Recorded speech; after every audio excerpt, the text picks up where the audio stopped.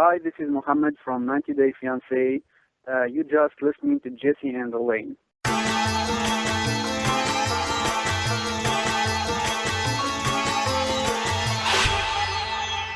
Welcome to another episode of Bring Your Torch. I'm Jesse. And I'm Elaine. And on our show today, we have probably I would say our biggest guest, at least by what the people want to hear. Oh yeah. I would say she's the guest that shot this podcast to the fame we now get to celebrate every week. Danielle from 90 Day Fiancé. I'm super excited to talk to her for the third time. I am too. And she's just an all-around really good person who deserves nothing but the best. So let's get in and chat with her about what she's been up to. This Sunday, you can see her on the second part of TLC's 90 Day Fiancé Happily Ever After reunion show. Danielle, welcome back to our show. Thanks. How are you guys?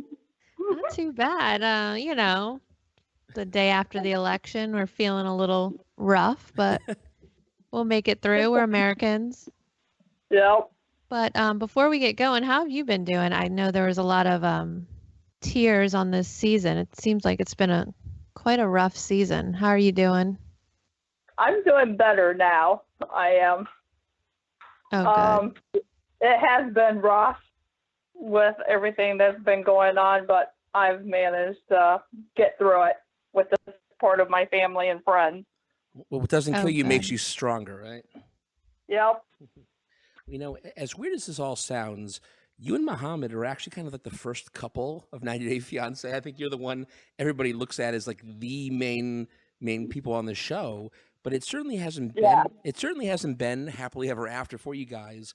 How long after your first season ended did Mohamed actually move out of the house?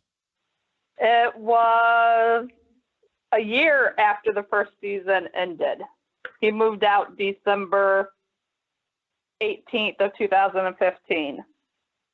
Oh, so it wasn't long after we spoke to him, actually. Yeah. No. It's almost a year now, I guess. Yep. When did you actually see him in Miami? How long ago was that? That was in May of this year. That happened in May. Yeah. Okay. Well, when the season started, Mohamed was living with some guy he met at Walmart. That seemed kind of weird. I mean, who was this guy? Yeah, that guy seemed a little off, if you ask me. Him and his wife are actually mutual friends. I've met them a couple times, but Mohamed has known them longer. They live in Norwalk. They're very nice people. We know they made it look like he was just a single guy who was wandering around Walmart and met Mohamed and invited him to live with him. So that makes a little more sense with what you're telling us. Yeah. Yeah. We're like, man, maybe I should just go to Walmart and hang around. Maybe I'll meet a new best friend. I don't know. Yeah. Right. So funny. You know, so not long after that whole thing started in the beginning of the season, Mohamed said, screw it, and took off for the sunny skies of the South. You know, it sounds interesting because he always claims that, yes, he did come here because he loved you. But for someone who claims to have loved you at one point, he sure started shacking up with different women pretty quickly. And I know that was hard for you. It doesn't, his actions don't match up with what he's saying. Yes. And that's one of the reasons why I have a hard time, because he tells me one thing, but then you have the photos and the conversations that are another thing. And that's one of the reasons why I went back and refiled this second annulment, because I look at it as that he wasn't here by his actions. Yeah. Because of him traveling the states with other women. Yeah. I mean, do you think he was really doing anything with them, though? I don't know. I feel like he wasn't with Louisa. I don't know. Why would you be hanging out with these women if nothing's going on? It just seems a little odd as a man. It seems strange. See, that's what I say too. If you're married, you should be hanging out with joint friends, not just women by yourself. You should be taking your wife with you. It's very convenient how his culture and his religion comes into things. Like, no, I can't do that when the cameras are on. Yet he has no problems, leaving his wife and doing other things. Actions speak louder than words. It's really weird to me. Yeah. Yep. So was Louisa just crazy, or did she just want to get on camera? I think she just wanted to get on camera because I had asked her to film with me, but we didn't get to film. And as soon as she didn't get to film with me, she stopped talking to me. So I think, yeah, she wanted to get on film. Wow. Well, and she's off in California now, maybe getting her another 15 minutes of fame. Yeah. But where's Mohamed finding all these women? Online, Facebook. And they know who he is? I mean, they know he was on the show? You would think they do if they watched him. I don't even understand why another woman would want to message a married man. Yeah, you know, if you read about the things he's done online, that would be enough to make me want to stay away from him. If I looked online saying like he came over from another country, he married a woman that he met there, then he took off and doesn't want to talk to her, I'd be like, you know, this is probably a guy I don't want to associate with. Yeah, you would think so. Well, you know, we also heard Mohamed say that, you know, his excuse was why he should be able to stay in America was that he gave up a lot for you. He came to this country. He left his friends behind, yada, yada, yada. Well, if that was all such a big deal, when you guys broke up, why didn't he just move back home? It seems like he wants to stay in America for somebody who claims to have given up so much back home. Yes, I agree. Because he's always said that he would go back home if we ever split up, but now he has a change of tune that he wants to stay here. And I even said that to him once. If you're so unhappy, Mohamed, then go back home to where your family is and your friends are. Yeah, but in the after show, he said he never once considered coming to America before meeting you. But that's obviously a lie because he was on the website. So he clearly wanted to meet somebody from a different country and obviously America. Yeah. Yeah. Do you know what his family back home thinks about all of this? Have you heard anything from them? Do they even know the extent of what his celebrity stature is in America? I don't think they do know the extent because he has like 2 different personal pages, and one is for his family and friends that are back home, and then the other one is for everyone else. And so shady. I have a couple of his family members on my page, but they really don't want to get involved with the situation. That's probably smart on their part. It's let you guys figure it out yourself and not insert yourself in the middle. That'll just make it a bigger problem, I think, maybe. Yeah. And again, throughout the season, we saw you repeatedly try to make it work with him. You kept saying, yes, he's treating you bad, but you love him. I know love doesn't always make sense, or it doesn't always make you do the right thing. But how long did it take you to say, you know what, he's just not worth it, and I'm going to just kick him out of here? After Miami. After I went to Miami and the way he treated me there and ended up calling the cops again. Oh my God. That did it. Oh, it's a mess. But in my opinion, I feel like he could have easily kind of kept the lines of communication open with you and still seen you even without being together, and you wouldn't have filed the annulment. You would have just, maybe filed for divorce down the road. I feel like he kind of did it to himself. Yeah. And he tried reaching out to me, but I haven't really responded.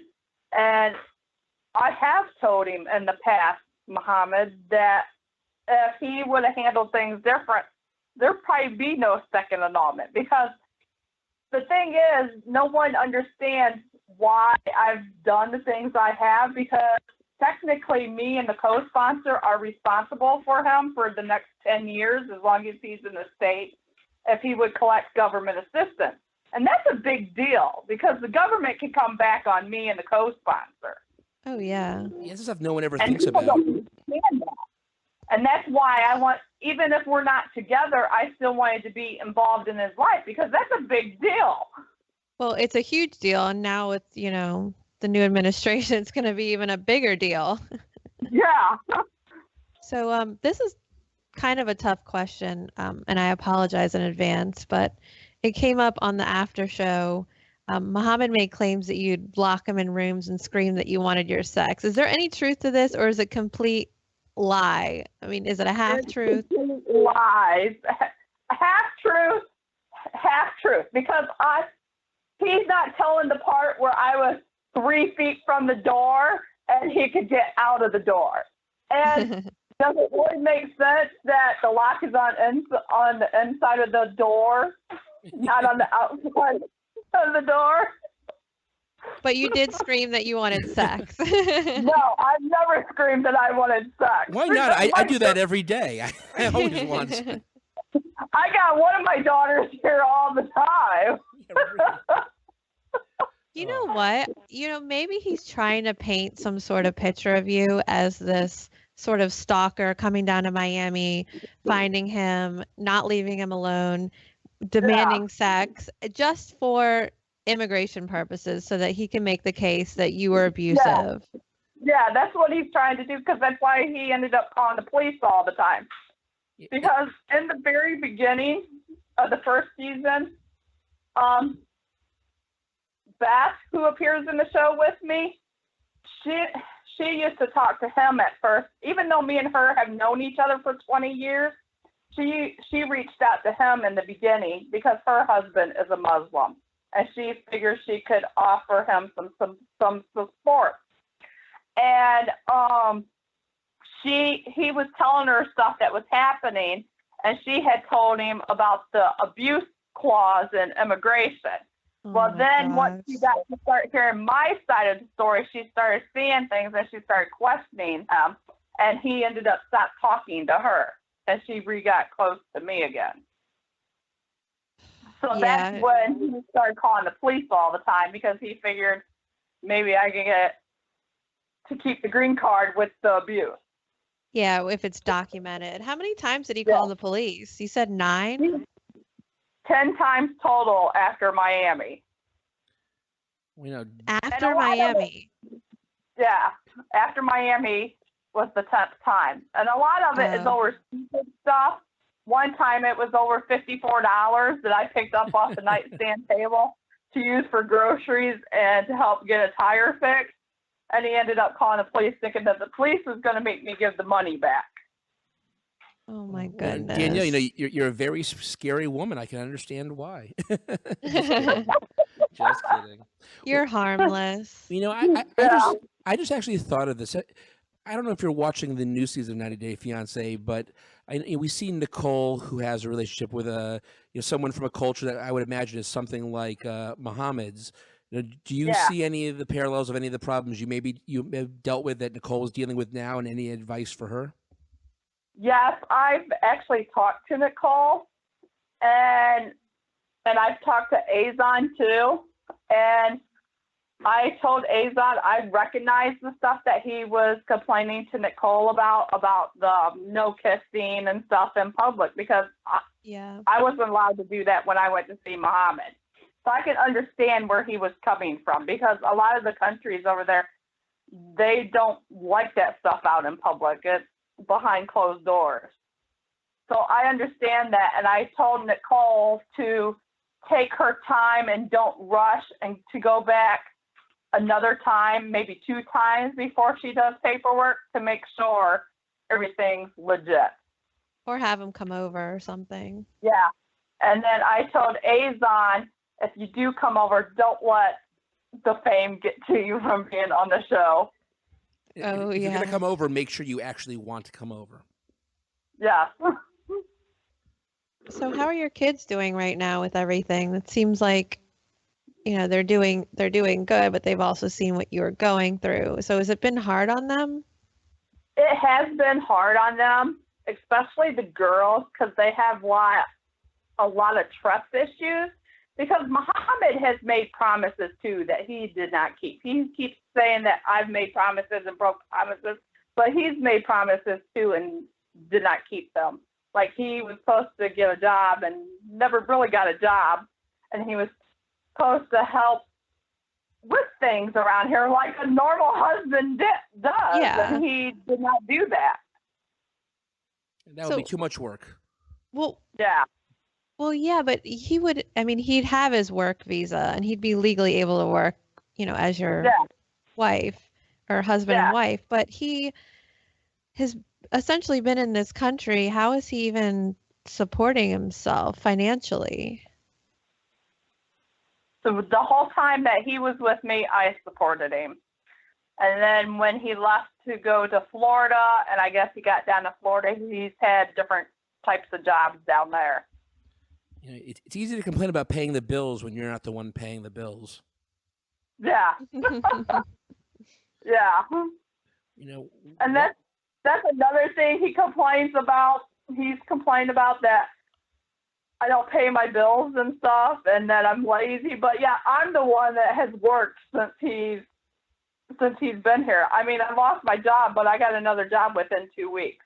And a lot of people think that I'm not working, and it's not the case. I've worked the whole time that he's been here. Oh, I believe it. Yeah. Yeah, that's a problem with the reality shows is they're going to portray you the way they want to portray you, even if it's not necessarily what reality is. Yeah, yeah. And the reason that the electric got shut off that time is because I lost my job. The last check I had was I used to pay my rent. So by the time I got another job, it was into the next month, and I had to use that first check to pay for rent. So the utilities went till the second check in the following month. And he wasn't able to help out with any of that. Yeah. That's tough. I'm sorry you're going through that. Yeah, so he's been gone for almost a year now. Yeah. And do you have any plans on talking to him again? Probably not till court. I mean, he's tried reaching out again, and I think he's scared because of the second annulment. And now, too, I have a lawyer this time around. Well, that's good. Well, I mean, so when are you planning on going to court? We're waiting for him to get served and for him to respond. And once he responds, then they'll issue a court date. So what if he never responds? Then I have several different options. Well, if he don't respond, then they'll just go ahead and set a court date. But the issue is he has to be served. So they sent a certified letter out for the first attempt to get him served. And then if that don't work, then we're going to send papers down for the sheriff to deliver to him. And then if that don't work, then I can do a posting in the newspaper as the last resort. That's where we're going to get 90 Day Fiance teaming up with Dog the Bounty Hunter. They're just going to track him down. Yeah. I love Dog. He's so great. Because that's what happened with the first annulment. He never did go get the papers at the post office. So it just sat there because they ended up sending the papers back to the court. And then he moved to Florida, and I didn't get his address till May after we had agreed on pulling the annulment. No, he certainly knows how to play dumb when the situation counts on it. Like sometimes he's very manipulative. Sometimes he's like, I don't know. I just, blah, blah, blah. Yep. I don't mean to make light of all of this because, it is your life and it does, it is a kind of a bad situation, but it's also entertainment on the show for us. And when I was watching that reunion special, it really seemed like everybody else in the show really got a kick out of watching you guys together as well. Just kind of the storylines that go on. Have you gotten to know, I know we talked a little bit about Izan and Nicole, but have you gotten to know any of the other people that were on the Happily Ever After season? I talk to Melanie and DeVar every so often, and that's about it. The other ones I really didn't meet. Well, Daya and Brett I talked to because, of course, they were on my first season. They hate us, by the way. The others I didn't really meet till at the tell-off. I think Melanie would have killed Mohamed if DeVar hadn't held her back. Oh, yeah. Yeah, I think so, too. I think we all would have, but that's a story for another day. Yeah. Well, before we go, do you have any last words you want to share with your fans? Anything you want to say to Mohamed if he might be listening, or any of his family or your friends? Well, I want to say that I have been moving forward in my life. I've been accepted to college. I'm going to starting college in January. I'm going for RN. That's amazing. Congratulations. Congrats. Yes, yes. I have a lot of support, encouragement in doing this, so that's why I'm doing it. And I've always wanted to be a nurse, so now I'm going to do it. That's great. Now, is love going to get in the way? Are you going to see that guy again that we saw in this last season? Gabe, me and him are just friends. The show wanted to have me film with someone that was of the opposite sex, so they got Gabe to film with me. Other than that, we're just friends. We've connected because he's going through a separation too with his wife. So, and I don't want to get involved with someone going through that, because his wife tried reaching out to me and I had to block her because it's just too much drama. Oh, wow. Well, Yeah. are there any men in your life that you can talk about? Any Corey? love? No. No, not offhand. Well, I guess you can settle that drama with Mohamed and then move on with your life and find the guy you actually were meant to be with. Yes.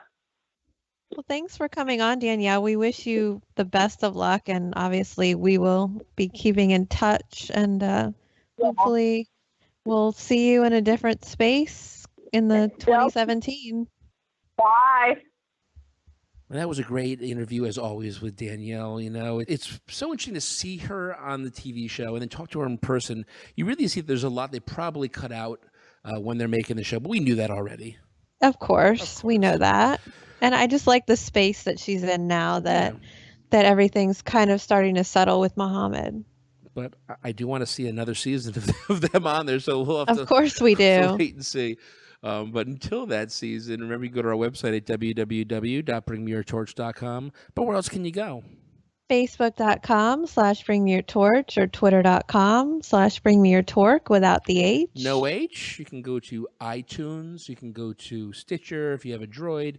You can go to Blueberry. You can go to YouTube. Click on our videos. Give us a few pennies. We always like a couple extra bucks here or there. iHeartRadio. Aha Radio. Basically anything that has podcasts, we're on it. Just go to the internet. Go to Google. And type in "Bring Me Your Torch." You'll see a full page of all of our stuff. I was going to say all of our crap, but it's not crap. It's wonderful. It's all of our stuff. And then once you do that, you can just remember that you may have come here as a stranger, but you're leaving as a friend. We'll see you next time on Bring Me Your Torch. Bye.